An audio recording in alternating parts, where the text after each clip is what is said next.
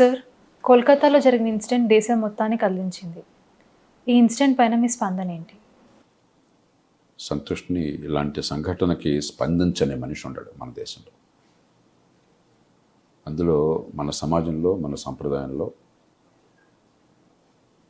ఆడపిల్లలకి రక్షణ లేకపోతే ఏ కుటుంబం కూడా సహించదు. ప్రతి ఒక్కళ్ళకి గుర్తొచ్చేది నా ఇంట్లో నా కూతురికి ఏమవుతుంది, లేకపోతే నా చెల్లికి ఏమవుతుంది, నా భార్యకి ఏమవుతుంది, నా తల్లికి ఏమవుతుంది. అందుకనే దేశం మొత్తం కూడా, అది ఢిల్లీలో కొన్నేళ్ల క్రితం నిర్భయ సంఘటన కావచ్చు, హైదరాబాద్లో కొన్నేళ్ల క్రితం దిశ సంఘటన కావచ్చు, ఇప్పుడు అభయ అంటున్నారు ఈ సంఘటన కావచ్చు, సమాజం మొత్తాన్ని కదిలించేస్తుంది. కానీ ప్రతిసారి కూడా మనం చాలా ఎమోషనల్గా రియాక్ట్ అవుతున్నాం. కానీ దీర్ఘకాలంలో దీని పెద్ద ఫలితాలు కనిపించట్లా. ఉన్న కొద్దికి ఈ పట్టణీకరణ వల్ల,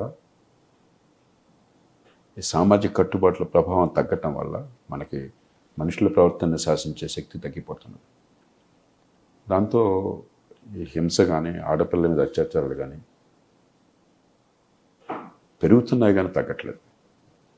భయంకరంగా ఉన్నాయి నేను అనుకోవట్లేదు ప్రపంచంతో పోలిస్తే, కానీ ఒక్క కేసు అయినా కూడా భయంకరమే.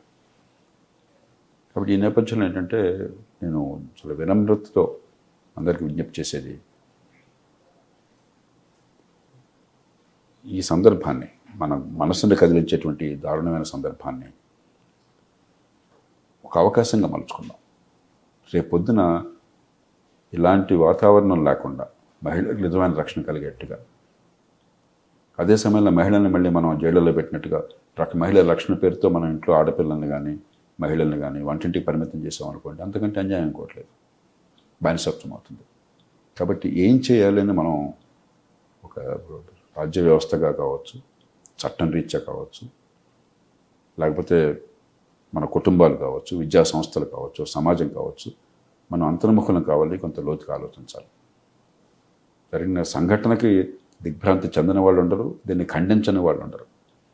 కానీ దీన్ని కేవలం ఆవేశానికి పరిమితం చేస్తే, ఆ కసికే పరిమితం చేస్తే అది ఏమవుతుందంటే ఈ పార్టీ, ఆ పార్టీ, ఈ కులం, ఆ వర్గం, ఇవన్నీ వచ్చేస్తాయి మనకి మన సమాజంలో. ఈ కసిని, ఈ ఆవేశాన్ని, ఈ ఆగ్రహాన్ని, ఈ కోపాన్ని మనం నిర్మాణాత్మకంగా మార్గం పట్టించాలి. నిజంగా మహిళలకు భద్రత ఉండేట్టుగా కాలక్రమేణా దానికి ఏర్పాట్లు ఏం కావాలని ఆలోచన చేయాలి.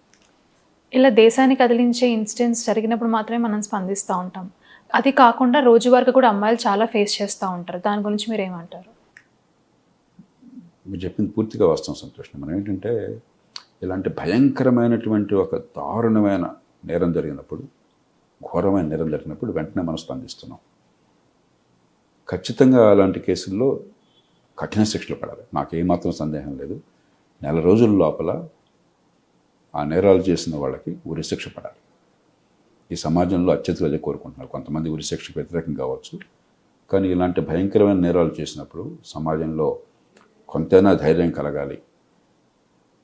మరి ఇంతటి నేరాలకు పాల్పడేటువంటి ఆ దుర్మార్గులకి ప్రాణం పోతుందన్న భయం కలగాలి అన్నట్టయితే ఉరిశిక్ష అవసరం. కానీ వేగంగా, చట్టబద్ధంగా, అది పోలీసులు కాల్చిపారేస్తే ఉపయోగం లేదు. పోలీసులు కాల్చిపారేసినప్పుడు ఒక కేసులో మనకు సంతృప్తి కలగచ్చు. దిశ కేసులో అలా కాల్చేశారు. కానీ రేపొద్దున అమాయకులకి అలాగ జరగదని నమ్మకం లేదు మనకి.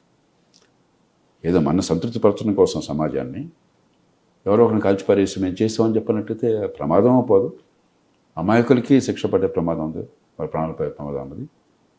మరి మహిళలు ఎప్పుడు అభద్రత బతకాల్సి వస్తుంది. కాబట్టి చట్టబద్ధమైన పద్ధతుల్లో కోర్టు ద్వారా చాలా వేగంగా, ఇప్పుడు బ్రిటన్లో ఇలాంటిది కాకపోయినా కూడా అక్కడ హింసాత్మకంగా ఆందోళనలు జరుగుతున్నాయి. ఏదో ఒక కేసులో ఒక మూర్ఖుడు, ఒక 17 ఏళ్ల వయసులో ఒక ఉన్మాది ముక్కుపచ్చాలను చిన్నారులను చంపేస్తే వాడు కత్తితో పొడి చేసి, దానికి రకరకాల అపోహల వగేరా వచ్చి అది మతం దానికి రంగు పులిమేసరికి మరి దేశం అంతా కూడా అట్టుడికిపోయింది. మన దేశంలో కొన్ని సందర్భాల్లో గతంలో ఈ మత కలహాలు ఉండేవి, ఆ స్థాయిలో వచ్చేసింది. ఇదంతా జరిగి 15 రోజులు కాలేదు మొదలెట్టి. ఇప్పటికే చాలామంది శిక్షలు పడ్డాయి. అంత వేగంగా స్పందించగలగాలి. ఆ శిక్ష కఠినంగా ఉండాలి, ఖచ్చితంగా ఉండాలి, కఠినంగా ఉండాలి, వేగంగా ఉండాలి. కానీ దాంతో ఆగిపోతే మీరు అన్నది చాలా కీలకమైన ప్రశ్న. రోజువారీగా మన దేశంలో మహిళలు అంత దారుణమైన అత్యాచారాలు జరగకపోయినా ప్రతిరోజు ఏదో ఒక రకంగా హింసకు గురవుతున్నారు. ఆడపిల్ల కాలేజీకి వెళ్ళినా, లేకపోతే ఆఫీస్కి వెళ్ళినా, లేకపోతే షాపింగ్కి వెళ్ళినా, సినిమాకి వెళ్ళినా కూడా యూటేజెస్, ఏళ్ళ వేయటాలు, రకరకాల వ్యాఖ్యానాలు చేయటాలు, ఆమె శరీరాన్ని వర్ణించటాలు, బస్సులోనే ఎక్కడో వెళ్తుంటే అనుమతి లేకుండా తాకే ప్రయత్నం చేయడం, ఇదంతా కూడా కొన్ని సినిమాల్లో వాటిల్లో కూడా ఇది పెద్ద ఫ్యాషనబుల్గా, అది హీరోయిజంగా చలమణి అయిపోయి, మహిళ అంటే మనం ఏదన్నా చేయొచ్చు, మహిళలు ఇంకేం నోరు మూసుకొని తలంచుకుని రావాల్సిందని చెప్పిన భావం పెరుగుతుంది.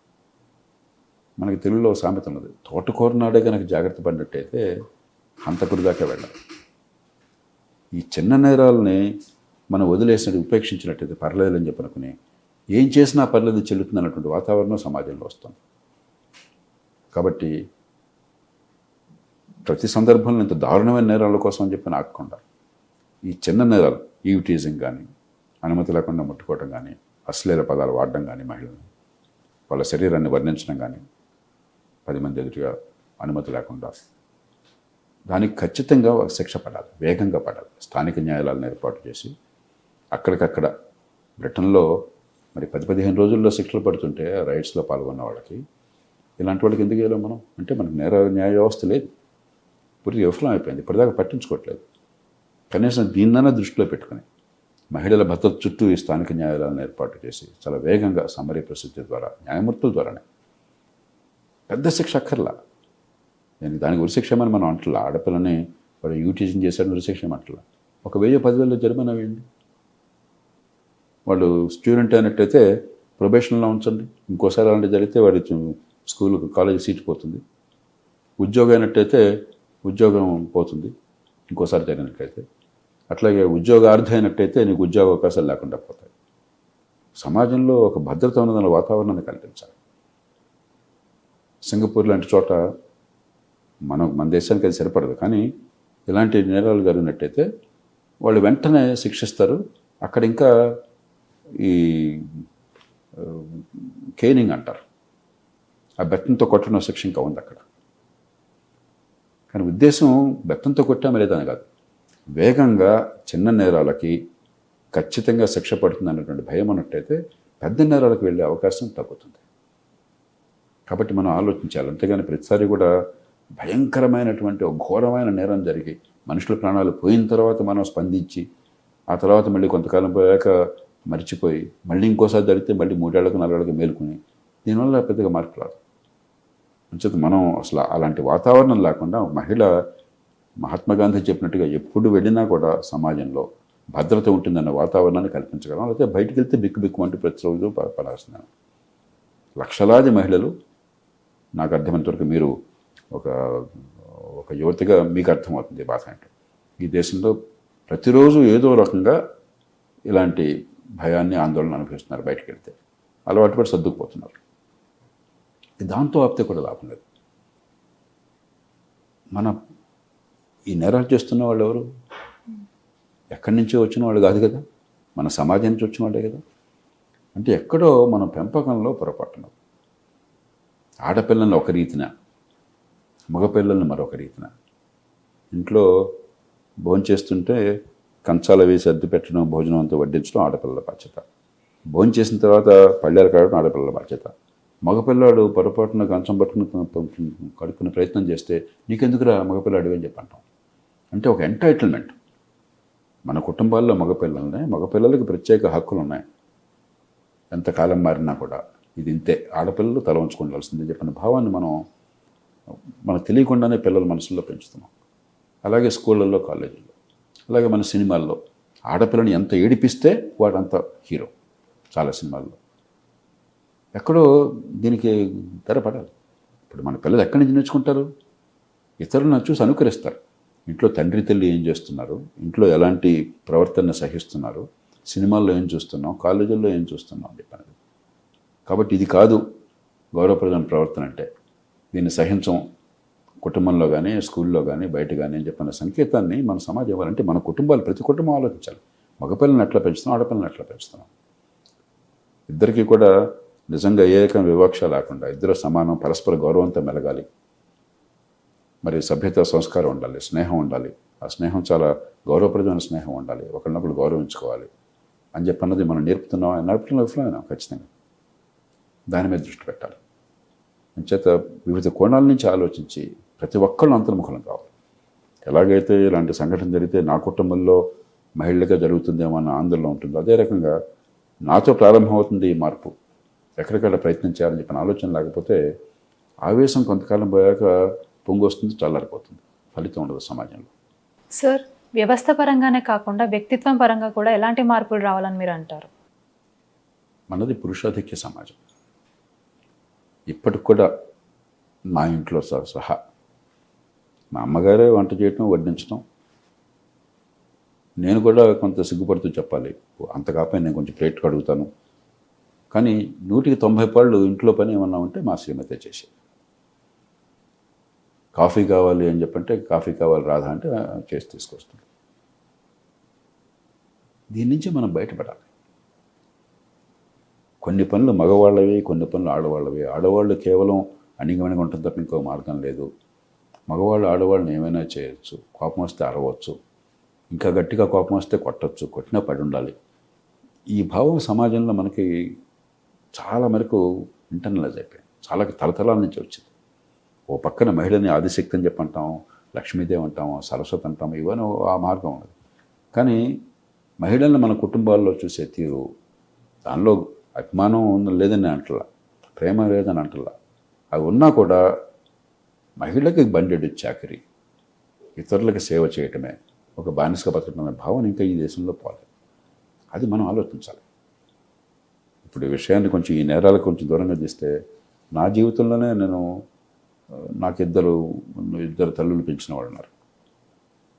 ఒక నన్ను కన్న తల్లి, ఆమె బాగా తెలివితేటలున్నా కూడా ఆడపిల్ల కాబట్టి, వేరే ఊళ్ళో స్కూల్ ఉంది కాబట్టి మా అమ్మాయి వేరే ఊళ్ళోకి వెళ్ళటం చదువుకోవడానికి 13-14 ఏళ్ళ వయసు వచ్చాక 8వ తరగతి దాకా చదివించారు ఆ ఊళ్ళోనే. వేరే ఊళ్ళో ఇంత తర్వాత చదువుకోవాలి కాబట్టి చదువు ఆపేయించేశారు. ఏ కారణం లేదు ఇంకా. అది మామూలు అనుకున్నాం మనం.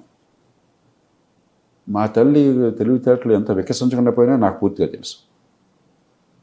అలా ఎంతమంది ఈ దేశంలో, మన సమాజంలో తెలివితేటలు ఉన్నా, మరి ఎదగాలన్న కోరిక ఉన్నా కూడా అవకాశం లేకుండా అణిగిపోతున్నారని చెప్పన్నది మనం ఆలోచించట్లేదు. మామూలు అనుకుంటున్నాం, చాలా మామూలు అనుకుంటున్నాం. అట్లాగే నన్ను పెంచిన పెద్ద తల్లి బాలవితంతు ఆవిడ. చిన్ననాడే ఆవిడకి బాల్య వివాహం చేశారు. ఆ వరుడు కూడా కుర్రాడే, చిన్నపిల్లడు. దురదృష్టం కొద్దీ ఆయన నూతిలో నీళ్లు తోడుతూ కాలు జారి పడిపోయాడు, చనిపోయాడు. ఈ ముక్కుపచ్చలారన్న పిల్ల ఆ వయసులో పెళ్లి చూసుకోమని తల్లిదండ్రులు, తల్లి గారు పోయారు అప్పటికి. ఆవిడ పెళ్లి చూసుకోమని చెప్పని తండ్రి గారు చెప్పినా కూడా, ఆయన కూడా చెప్పింది ఒకటే కూతురు ఉన్నది, ఆస్తి ఏదో వారసులకు పోతుందని చెప్పిన, ఇంకా కారణం ఏం లేదు, పెద్ద గొప్ప ఆదర్శం కాదు. ఆయన కోరినా కూడా ఇవిడ ఒప్పుకోవాలి. అంటే ఆ చిన్న వయసులోనే బానిసత్వ భావనని ఆ చిన్నారి మనసులో ప్రవేశపెట్టింది ఈ సమాజం. ఒకసారి నేను వితంతువుని అయితే నాకు మళ్ళీ పెళ్ళి ఉండకూడదు, నాకు జీవితంలో ఏ సుఖం ఉండకూడదు అని చెప్పని మనం దాన్ని ప్రవేశపెట్టేసాం బలంగా. అంటే రకరకాల రూపాల్లో మహిళలు అణిగిమణిగి ఉండాలి, స్వేచ్ఛ అంతా మగవాళ్ళకే, హక్కులన్నీ మగవాళ్ళకి అనే భావాన్ని మన సమాజంలో మనం కొనసాగిస్తున్నమాట వాస్తవం. కొన్ని దేశాలు, కొన్ని సమాజాలతో పోలిస్తే ఇక్కడ మహిళలను కొంత గౌరవంగా చూస్తున్నమాట కూడా వాస్తవం కావచ్చు. కానీ ఈ చెడు కూడా ఉందాం. దీన్ని మనం నిజాయితీగా మార్చకపోతే, ఇప్పటికి కూడా చాలా కుటుంబాల్లో ఆడపిల్లకి ఆస్తి ఉండకూడదు, ఏదో కట్నం ఇచ్చి పంపించేస్తాం, ఆమె ఏ ఇంటికి వెళ్తే అక్కడ పరాయిది, అక్కడికి వెళ్ళిపోతుంది, అక్కడ చూసుకుంటారు. అంతేగాని తల్లిదండ్రుల జీవితంతో సంబంధం ఉండకూడదు. ఆడపిల్ల కదా ఎందుకు, ఈ భావం చాలా కుటుంబాల్లో ఉంది, ఈవేళ కూడా ఉంది. మనం ఊహించలేం ఇలా ఉంటుంది సాధ్యం అని చెప్పాను. కాబట్టి మనం నిజంగా కనుక మహిళల భద్రత, మహిళల స్వేచ్ఛ, మహిళల సమాజంలో సంపూర్ణంగా భాగస్వామ్యం నమ్మినట్టయితే ఇవన్నీ మనం అంతర్ముఖం కావాలి, నిజాయితీగా ఆలోచించాలి. ఖచ్చితంగా ప్రతి మగవాళ్ళు ఈ దేశంలో మహిళలతో సహా ఈ స్టీరియో టైప్స్కి అలవాటు పడిపోయి కొంతమేర కన్నా దీన్ని కొనసాగిస్తున్నాం. మన వరకు సర్ది చెప్పుకుంటున్నాం, మనం ఏం చేయట్లేదులే, మనం తప్పు చేయట్లేదు అని చెప్పని. మీరు భయంకరంగా హత్య చేస్తానో లేకపోతే ఒక అత్యాచారం చేస్తానో తప్పు చేస్తానో అది సరే భయంకరం, స్పష్టంగా అర్థమవుతుంది, దానికి కఠిన శిక్ష పడాలి, ఉరిశిక్ష వేయాలి. కానీ రోజువారీగా ఈ మహిళల పట్ల మనం ఆలోచించే తీరును కనుక మార్చుకోకపోయినట్లయితే స్వేచ్ఛని భద్రతతో కల్పించడం, స్వేచ్ఛ భద్రత కలవాలి. హక్కుల గౌరవాన్ని ఇస్తూనే మరి ఒక సభ్యత, సంస్కారం, మృదుత్వంతో కూడినటువంటి